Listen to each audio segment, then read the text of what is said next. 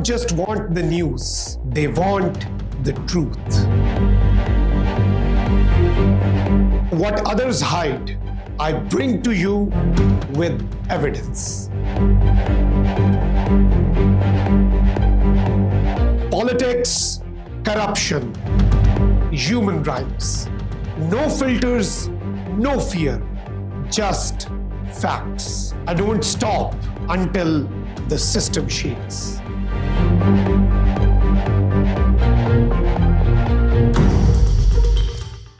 This is Trending Daily and I'm Makhdoom Shahabuddin. Tonight's episode is about Tirah Valley, but more importantly, it is about how narratives are manufactured, how half-truths are amplified into national panic, and how false propaganda is deliberately weaponized against Pakistan's institutions, particularly the Pakistan Army, at moments when facts demand clarity, not noise. Over the past few weeks, social media, select political voices, and external propaganda networks have pushed a singular claim that tens of thousands of people were forcibly displaced from Tirah Valley due to a major Pakistan Army operation, that depopulation orders were issued, and that a large-scale military offensive was underway. These claims spread rapidly, triggering emotional reactions, outrage, and fear. But when we strip away the noise and examine official documents, historical context, ground realities, and administrative records, a very different picture emerges. Tirah Valley is not an ordinary region. It is a high-altitude tribal area in Khyber Pakhtunkhwa, bordering Afghanistan, with extreme winters, limited accessibility, and a long-documented pattern of seasonal movement. For generations, long before the modern Pakistani state existed, the Afridi and Akakhil tribes practiced winter migration. When snowfall intensifies, supply routes close, temperatures drop below survivable limits, and families relocate temporarily to warmer areas such as Bada, Kohat, and Peshawar. This is not displacement in the modern conflict sense, it is survival geography. British era records, including the 1889 Gazette document this practice clearly. British era records, including the 1889 Gazette, document this practice clearly. Even today, approximately 60 to 65% of Tirah's population migrates during peak winter months, leaving behind a small number of male members to guard property and livestock. This historical reality is critical because propaganda deliberately erases it to frame every movement as forced evacuation. Now let us come to January 2026. Reports emerged claiming that 150,000 people were ordered to leave Tirah. Now let us come to January 2026. Reports emerged claiming that 150,000 people were ordered to leave Tirah due to a looming army operation. These claims collapsed almost immediately when federal authorities responded. The Ministry of Defense and the Ministry of Information categorically rejected any allegation of large-scale military offensive or depopulation directive. They clarified that no such order has been issued by the Pakistan Army or the federal government. What continued were intelligence-based operations, targeted and limited, aimed at specific militant hideouts, not civilian areas. This distinction matters. Pakistan's security doctrine has shifted decisively over the past decade. Gone are the days of blanket operations that uproot entire regions. Intelligence-based operations are surgical, localized, and designed precisely to avoid civilian displacement. These operations target TTP and Lashkar-e-Islam elements operating from hidden pockets, often embedded deliberately within civilian structures to provoke exactly the kind of propaganda we are now witnessing. The next piece of the puzzle lies in the Khyber Pakhtunkhwa government notifications, which are being deliberately misrepresented. Let us be clear about what those notifications actually say.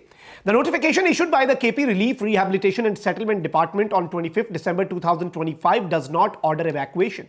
It declares an emergency under the National Disaster Management Act solely to enable humanitarian readiness. It authorizes PDMA to arrange transportation, food, temporary shelter, registration points, and relief items in anticipation of voluntary and temporary movement.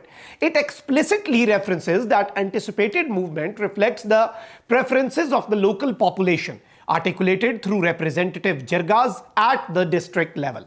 This is not military language. This is civilian administrative language. Another official response issued by the Special Assistant to the Chief Minister on Information and PRs clarifies something even more important. It states that population movement in parts of Tirah followed short notice evacuation directions connected to security operations, but these were conveyed without prior consultation with the provincial government and created humanitarian challenges due to compressed timelines and harsh weather. This is not an endorsement of forced displacement. It is an acknowledgement of coordination gaps and an appeal for administrative correction. So the question is, why did the situation escalate? The answer lies in the administrative failure compounded by weather and exploited by propaganda. In early January 2026, sudden heavy snowfall blocked the routes. Registration counters promised by district administration were delayed. Transport arrangements lagged. Families already accustomed to seasonal migration found themselves stranded in extreme conditions. Images emerged of children and elderly people exposed to cold, and instead of accountability for administrative delays, the blame was redirected towards the Pakistan Army. This is where disinformation actors stepped in. Militant networks, particularly TTP, have a vested interest in breaking trust between the local population and the security forces. They lost significant local support after previous operations dismantled their infrastructure. Painting the army as an occupier serves their recruitment narrative as well. Political actors also entered the space, redirecting anger away from decades of underdevelopment in Tirah, where schools, hospitals, and policing structures remain scarce. And today, the military, which is constitutionally not responsible for civilian service delivery. Then there is the illicit economy. Over 12,000 acres of illegal hemp cultivation exist in Tirah Valley. This trade generates billions and directly finances militants and criminal networks. Intelligence-based operations threaten this revenue system. Every checkpoint, every patrol, every targeted raid endangers an illegal economy that thrives on instability. These stakeholders have both motive and resources to amplify anti-state narratives. This is why the old footage of IDP camps was recycled. This is why explosions inside militant weapons depots were framed as indiscriminate bombing. Independent verification confirmed that several blasts occurred due to stored IEDs detonating during raids, not aerial bombardment. Militants embedded explosives within civilian compounds precisely to engineer outrage. What we are witnessing is not a humanitarian crisis created by military policy. It is a humanitarian challenge aggravated by geography, weather, administrative inefficiency, and exploited by coordinated propaganda. And here is the most important point. Despite all claims, the state responded. A 4 billion rupee relief package was approved, and then army units provided logistics, medical assistance, and route clearance when civilian systems failed. This does not fit the narrative of a state attempting to depopulate its own citizens. If forced displacement were the objective, relief infrastructure would not exist. Documentation would not contradict propaganda. Jirga consultations would not be referenced, and provincial officials would not publicly clarify limits on security operations. The tragedy here is not migration. Migration has always existed in Tirah. The tragedy is how suffering was politicized. This episode should also serve as a warning. When narratives are allowed to outpace facts, institutions are weakened, trust erodes, and genuine grievances are hijacked by those who profit from chaos. Pakistan's security challenge is real. Militancy has not disappeared, but so is Pakistan's evolution. The state today operates with far greater restraint, documentation, and civilian oversight than in the past. To ignore this reality is not activism, it's irresponsibility. Ladies and gentlemen, the people of Tirah deserve better than being used as tools in information warfare. They deserve governance, development, and security that works in harmony, not against itself. The Pakistan Army is not above accountability. No institution should be. But accountability begins with truth, not slogans. And truth in this case does not support the claims of forced depopulation or indiscriminate military action.